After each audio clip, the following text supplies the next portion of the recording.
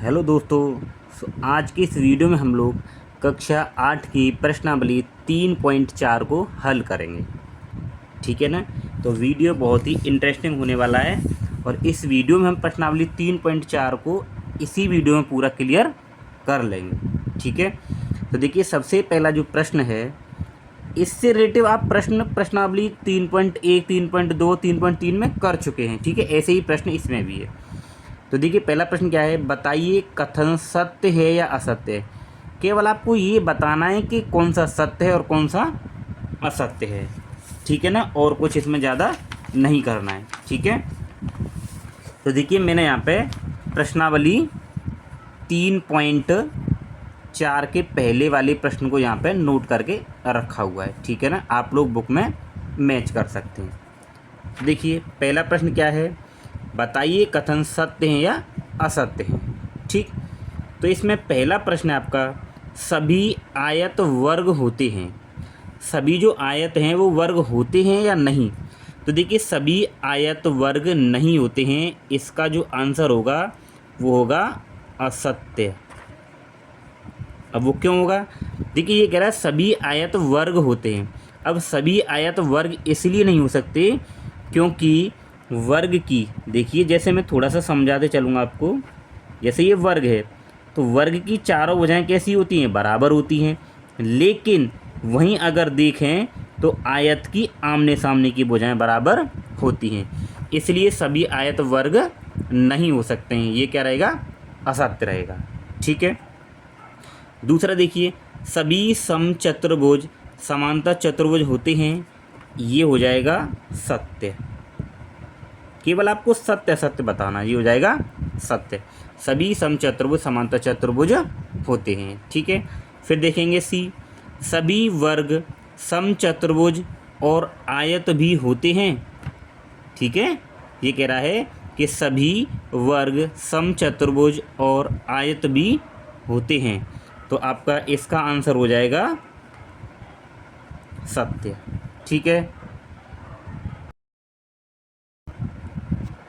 ठीक है। तो सभी वर्ग समचतुर्भुज होते हैं और आयत भी होते हैं, तो ये क्या हो जाएगा, सत्य हो जाएगा। फिर देखिए, सभी वर्ग समांतर चतुर्भुज नहीं होते। ठीक है, इसमें ये बोला गया है सभी वर्ग समांतर चतुर्भुज नहीं होते, तो ये असत्य आएगा। क्यों, क्योंकि सभी वर्ग समांतर चतुर्भुज होते हैं, तो ये हो जाएगा आपके पास में असत्य। ठीक है। इसी के बाद में आगे देखिए, ये आपका डी हो गया और इसके बाद में ई, सभी पतंगें समचतुर्भुज होती हैं, तो ये भी आपका क्या होगा, असत्य होगा। सभी पतंगें समचतुर्भुज नहीं होती हैं।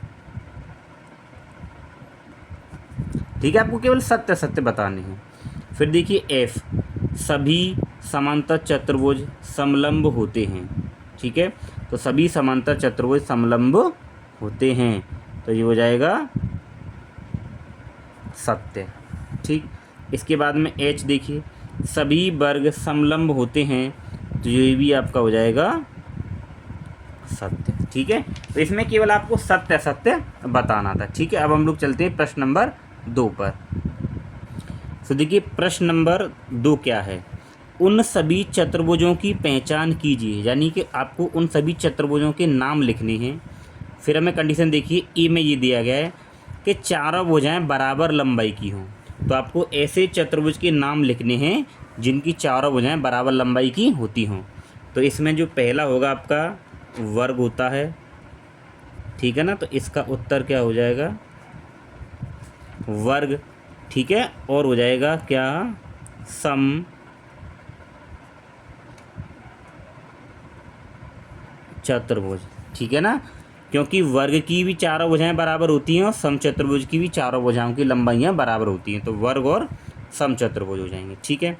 इसमें बी पूछा है कि ऐसे ही चतुर्भुजों के आपको नाम लिखने जिनके चार कोण कैसे हों, समकोण हों। समकोण मतलब 90 डिग्री के। तो इसका जो आंसर होगा वो क्या होगा, आपको पता होना चाहिए। एक हमारे पास में वर्ग होता है और एक आयत होता है जिसके चारों कोण 90-90 डिग्री के होते हैं। जैसे ये आपका ये क्या है, वर्ग है, इसके चारों कोण कैसे होंगे, 90-90 डिग्री के। और आयत के भी चारों कोण कैसे होते हैं, ये आयत है, आयत के भी चारों कोण 90-90 डिग्री के होते हैं। ठीक है, ये हो गया दूसरे का आंसर। अब चलिए प्रश्न नंबर 3 को देखते हैं। देखिए प्रश्न नंबर 3 के जो आंसर है मैं पहले से ही लिख के रखा हूँ, क्यों, क्योंकि इसमें थ्योरी ज़्यादा है, इस वजह से ये मैंने लिख रखे। तो देखिए तीसरे में प्रश्न में क्या पूछा है, बताइए कैसे एक वर्ग एक चतुर्भुज हो सकता है, या एक समांतर चतुर्भुज हो सकता है, या एक समचतुर्भुज क्यों हो सकता है वो लिखना है। ठीक है, तो बताइए कैसे एक वर्ग एक चतुर्भुज है, तो है क्यों है, वर्ग एक चतुर्भुज है क्योंकि वर्ग की चारों भुजाएं, क्योंकि वर्ग की 4 भुजाएं होती हैं, और जिसकी 4 भुजाएं होती हैं हम उसी को हम क्या कहते हैं, चतुर्भुज, इसलिए वर्ग भी एक चतुर्भुज है। ठीक है, आई होप आप लोग अच्छे से समझ रहे होंगे। ठीक, इसी में दूसरा देखिए, तीसरे में ही दूसरा इसका प्रश्न है, एक समांतर चतुर्भुज, यानी कि क्या जो वर्ग है एक समांतर चतुर्भुज है, अब वो क्यों है वो लिखना है। तो आंसर लिखेंगे वर्ग एक समांतर चतुर्भुज है क्योंकि वर्ग की सम्मुख भुजाएं कैसी होती हैं, बराबर माप की होती हैं, यानी कि चारों भुजाएं कैसी होती हैं, क्योंकि वर्ग की सम्मुख भुजाएं यानी आमने सामने की भुजाएं कैसी होती हैं, बराबर माप की होती हैं, इसलिए ये क्या हो जाएगा, एक समांतर चतुर्भुज हो जाएगा। ठीक, इसी में देखिए इसका तीसरा प्रश्न है, एक समचतुर्भुज, यानी कि जो ऊपर पूछा गया था, देखिए कि जो वर्ग एक समचतुर्भुज हो सकता है वो कैसे हो सकता है। देखिए वर्ग एक समचतुर्भुज है क्यों, क्योंकि समचतुर्भुज और वर्ग की सभी भुजाएं कैसी होती हैं, बराबर होती हैं, इसलिए वर्ग एक क्या है, समचतुर्भुज है। ठीक है, चलिए इसका आगे देखते हैं। इसी में देखिए इसका एक चौथा वाला प्रश्न है, इसी में एक आयत है, यानी कि क्या वर्ग एक आयत है, तो आंसर लिखेंगे वर्ग एक आयत है क्योंकि वर्ग की सम्मुख भुजाएं बराबर माप की होती हैं और सभी कोण समकोण होते हैं, इसलिए क्या है, वर्ग एक आयत है। ठीक है, तो ये प्रश्न नंबर तीसरे के सभी प्रश्न हल हो गए। ठीक है, अब इसके बाद में हमारा क्या आएगा, देखिए प्रश्न नंबर यहाँ पे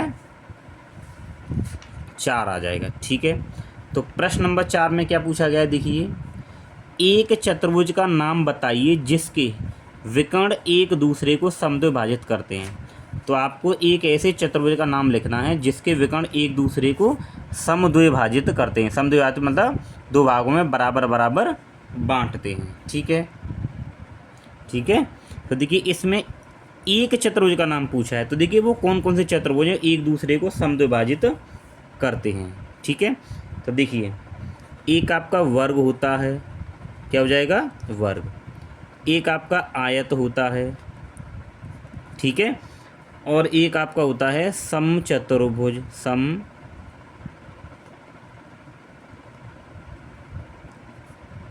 चतुर्भुज, ठीक, और एक होता है समांतर चतुर्भुज, समांतर चतुर्भुज। इसने तो एक चतुर्भुज का नाम पूछा है, तो मैंने आपको देखिए इतने सारे बताए हैं, तो आप इसमें से किसी एक का नाम लिख सकते हैं। तो ये सभी ऐसे चतुर्भुज हैं जिनके विकर्ण एक दूसरे को क्या करते हैं, समद्विभाजित करते हैं। ठीक है, इसी में देखते हैं चौथे का दूसरा, एक दूसरे पर लंब समद्विभाजक होते हैं, एक दूसरे पर लंब समद्विभाजक होते हैं। ठीक है, तो देखिए लंब समद्विभाजक जो होते हैं उसके लिए क्या क्या लिखेंगे हम लोग, एक तो हमारा होता है समचतुर्भुज,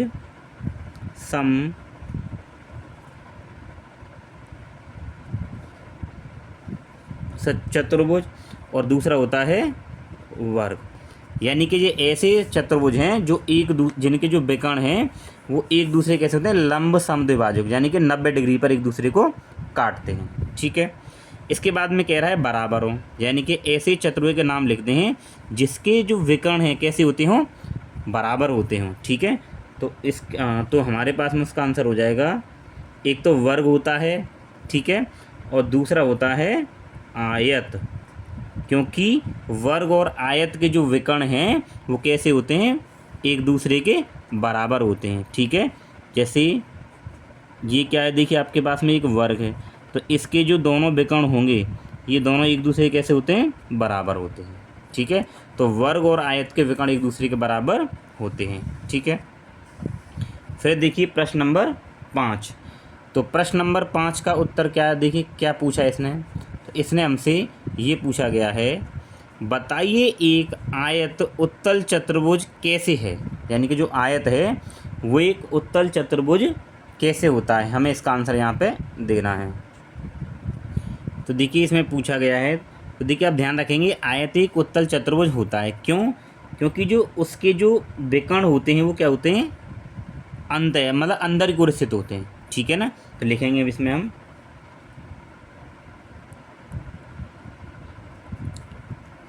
आयत एक उत्तल चतुर्भुज होता है क्योंकि इसकी शीर्ष उभरे हुए हैं। ठीक है। और दोनों विकर्ण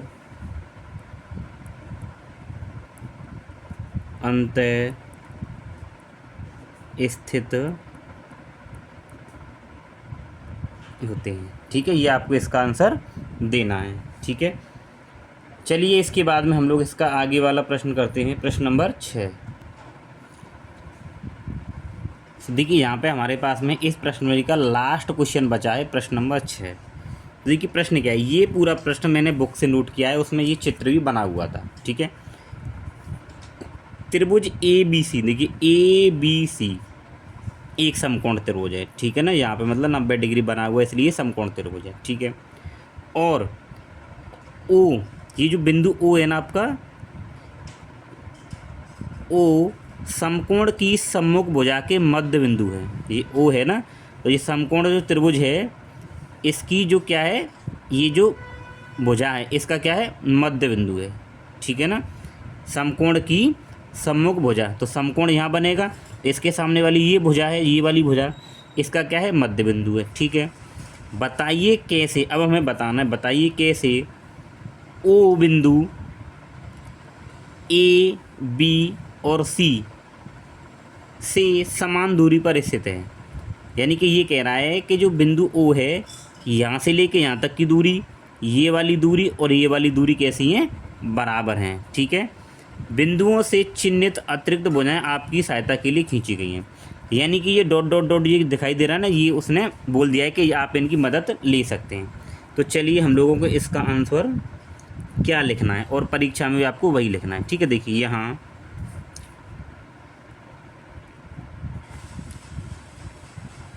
दो समकोण त्रिभुज, ठीक है ना, यहाँ दो समकोण त्रिभुज कौन कौन से, देखिए A B C, A B C कैसा है, समकोण त्रिभुज है। ठीक है, और ए डी सी, यानी कि ए डी सी भी समकोण है, क्योंकि हमने इसको डॉट डॉट करके इसमें बढ़ाया हुआ है, तो ये भी कैसा है, समकोण है। ठीक है, त्रिभुज ए बी सी और ए डी सी, ठीक है, ए बी सी और ए डी सी, यानी ए डी सी ये कैसे यहाँ पे समकोण है। ठीक है, एक आयत बनाते हैं, क्या बना रहे हैं, एक आयत बना रहे हैं, जिनमें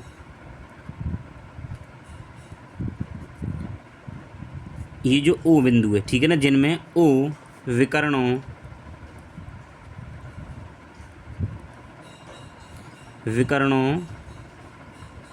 का समद्वि भाजक बिंदु है। ठीक है, के AC और BD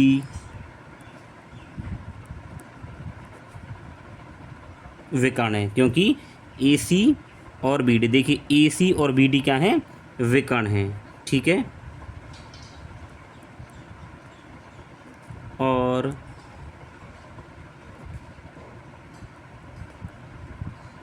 एक दूसरे को समद्वय भाजित करते हैं, ठीक है। अतः ओ बिंदु ABC,